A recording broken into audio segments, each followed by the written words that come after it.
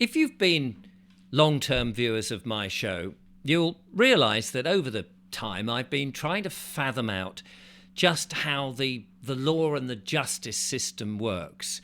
It seems that at the moment it's very unfair for a lot of people. People are being targeted by these cameras on the motorways. They're getting parking tickets. The council tax seems a very unfair system. And life and these policies seem incredibly anti-human for us. And so I've had a number of people from the Sovereign and the Truth movement coming on, and friends have been talking to me and explaining how the law system works. And I thought it was about time I tried to fathom this out and put it to you to see if you agree or disagree with how it seems to be to me. And so this is not legal advice in any shape or form. Just take this as a piece of entertainment as I try and work out how the system is working, and in many ways working against us, but how we perhaps can work it in our favour, if I can put it like that. So I've made sort of a little presentation, which is unusual for me because normally I just sit here and do the monologue. But anyway, let's have a look. So let's go right back. I mean, one of the things that I think and I understand the law to take as its starting point is the Bible. And now you don't need to be religious, of course, but this is, you always swear on the Bible, don't you, when you go into court? It seems to be the book. And of course, if you've read any of your Bible, you will know that in the beginning, God created the world, if you like, or the earth. And let's have a look and see what that might look like. Now, of course, some people might say it's flat, that it's not a globe, that it's not spinning, and I'm not getting into any of those arguments. I'm just saying here it is. Here's the earth as we know it or have been taught it, and there it is. And then God, who created that, and we're just going with that assumption because you may call it the source, you may call it the higher self, you may call it the universe, whatever. It doesn't really matter. Let's say, for the moment, God created the earth, and then God created man, and there he is, standing on the earth. And we know that God, in the Bible, says that he gave man the dominion over the earth, over the creatures of the earth, so that he could basically make decisions about what happened to the earth. God sort of left it in our capable hands, you might say. So we would make those decisions. We would effectively be the executor of those decisions. And of course, we'd be the beneficiary of those decisions that we make. We would, of whatever the earth reaps, we would be the benefit. We would benefit from it. So you could in fact say that we were effectively the executor. We would make those executive decisions of where we build a house, how we get the water out, the minerals and all of those, and we would be the beneficiary of that, which is very nice too, and thank you very much, God, for letting us have all of that. So God came first, man came second.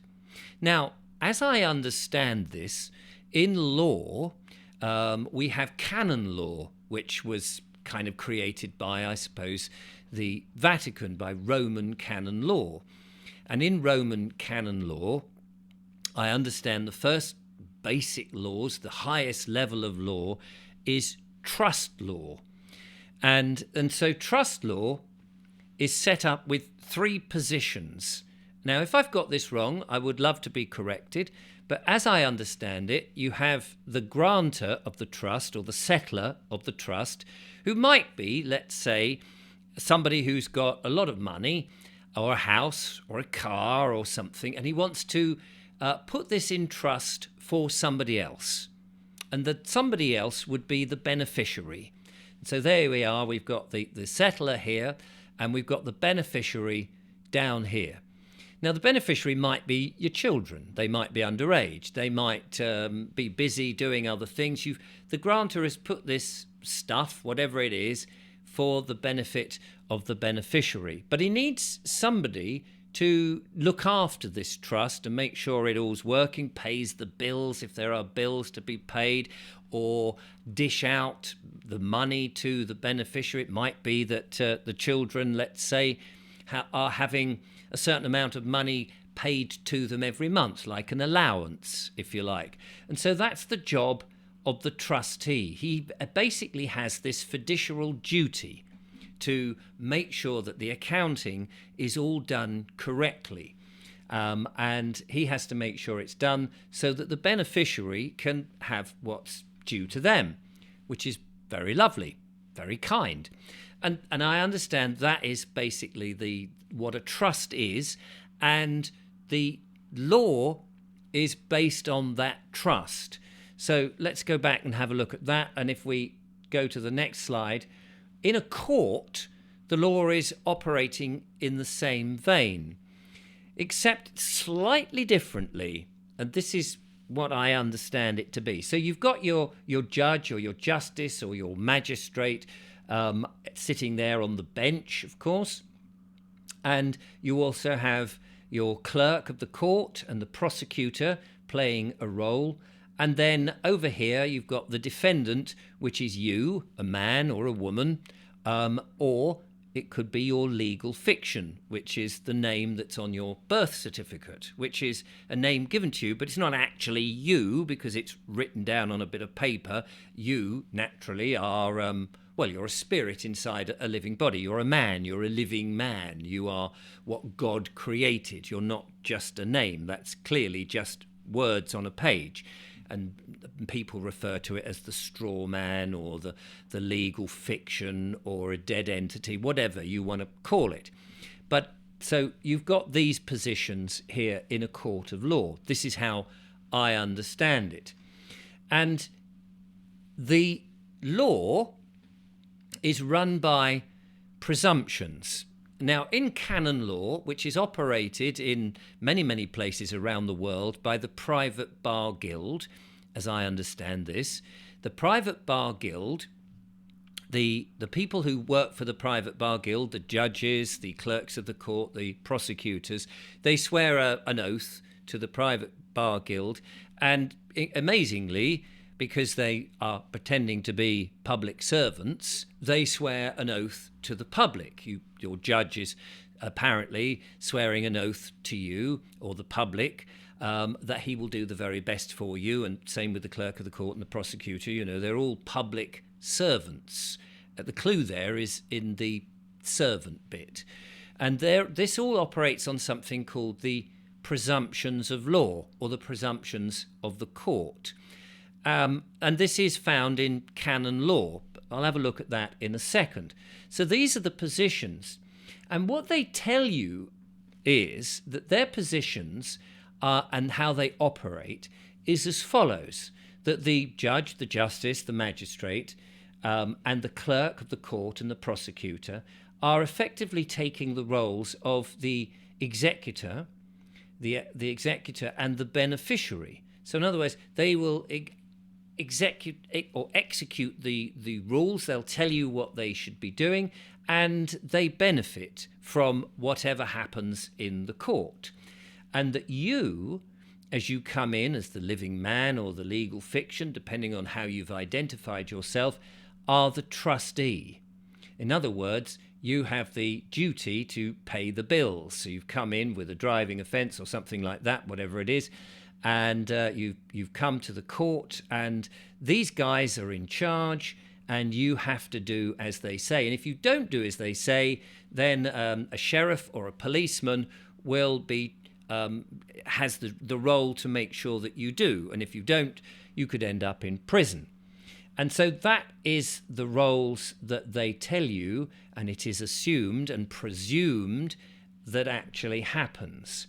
However, that may not be actually what goes on, because, as I say, that's a presumption.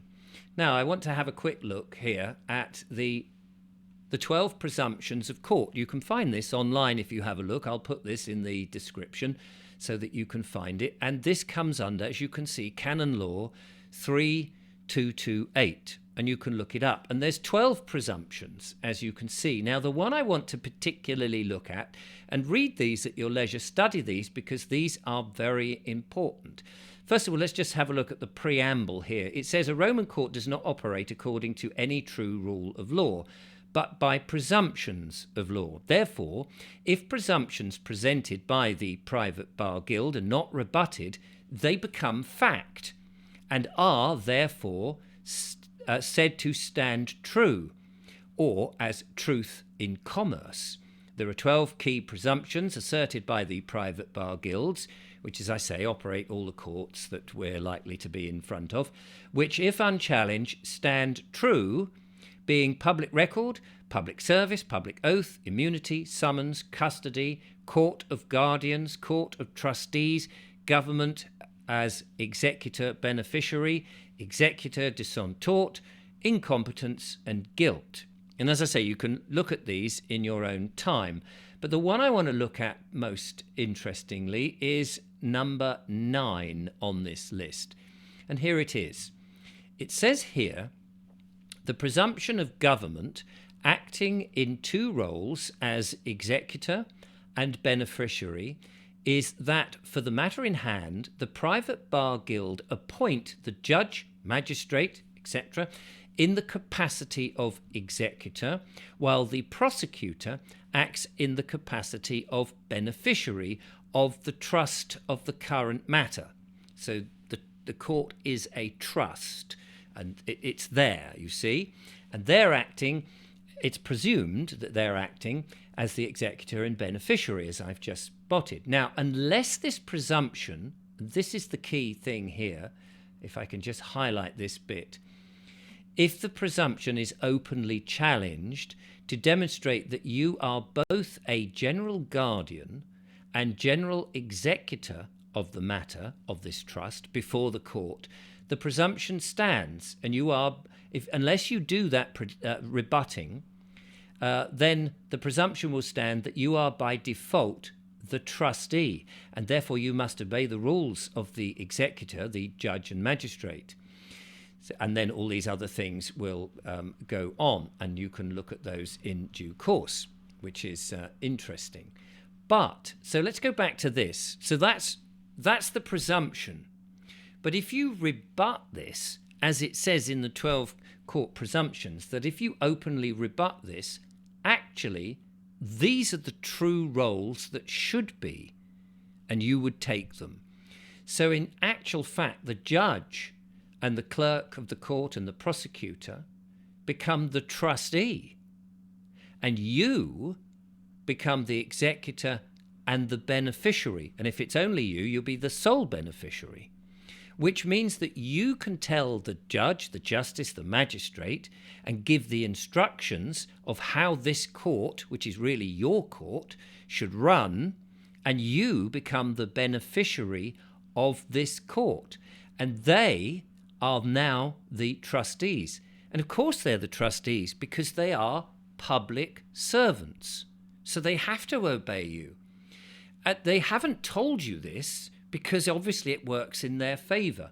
And so they've got their presumptions, and you say, no, actually, I am claiming standing as the executor and the beneficiary of this court, which they won't like.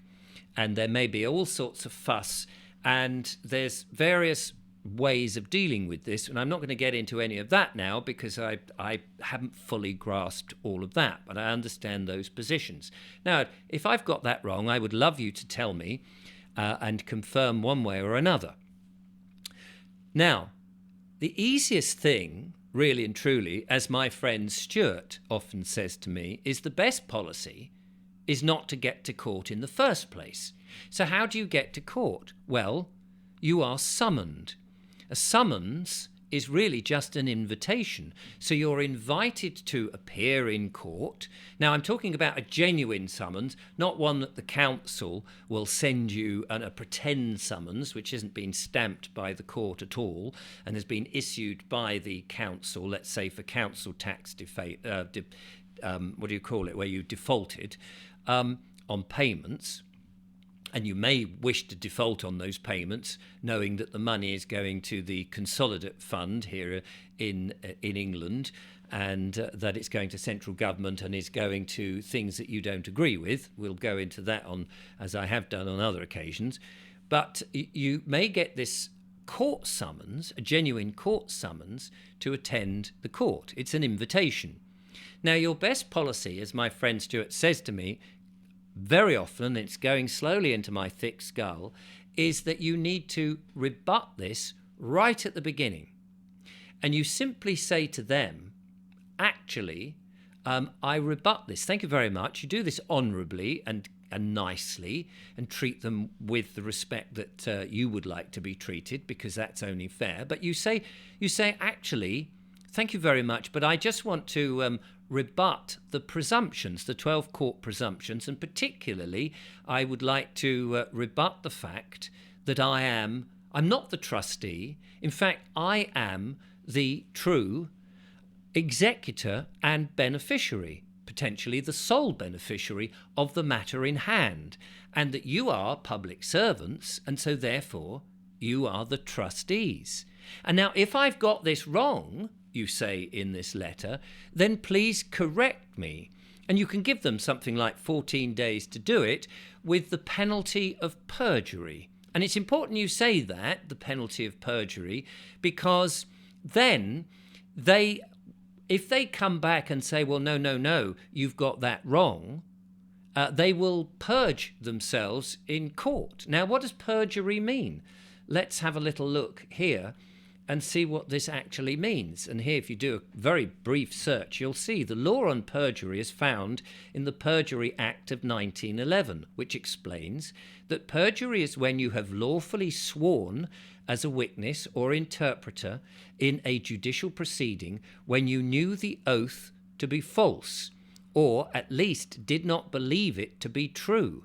This is known as perverting the course of justice. So in other words, if a judge has had this public oath and actually he is pretending that he is the executor when he's not, and you have rebutted this, then he is likely to be acting unlawfully. And if you look further down on this, we get, what is the sentence of perjury? The offence of perjury carries a maximum penalty of 7 years imprisonment and or a fine. Aiding and abetting or inciting an offence of perjury is also an indictable offence, subject to the same maximum penalty. And that, it says here, is in the UK jurisdiction. So, if you offer the court, you say, well, I'm rebutting what you've told me. I am actually the executor and the sole beneficiary in this matter. You can rebut this claim under the penalty of perjury. And if they, the chances are they won't, because they cannot, because they don't want to go to prison for 7 years, because actually those presumptions are wrong. And the chances are you can then say, well, if I don't hear from you, say within 14 days, I will assume that the matter is closed, because I'm the executor. You've accepted that I'm the executor and sole beneficiary. I see no course in this matter any further. Thank you very much, and good day. And with that, it will be assumed, your presumption now, that you no longer need to attend this, because they have not rebutted you rebutting them, if you see what I mean. So that's how I believe the court system and the law system is working, in the way that they twist it and hide the roles that actually you run. God came first, created the earth, created man, put us in charge. Man created legislation and the courts. So the living man has to be higher than that, has to be the executor, has to be the beneficiary of all of this. They've swapped the roles, and unless you rebut it and then put them on the penalty of perjury and say, well, unless you tell me that I am wrong, which puts them in a difficult position, because that creates controversy, and then they're likely to, and they can't do that, and they're likely to then end up having a prison sentence themselves, chances are everything will disappear. I would love to know what you think about this, whether I have grasped this correctly. As I say, this is not legal advice. This is just entertainment only. But if you think that, if you agree with me and those wonderful people who have been helping me understand the true nature of law, then I would love to see what you say in the comments. Thank you very much for watching.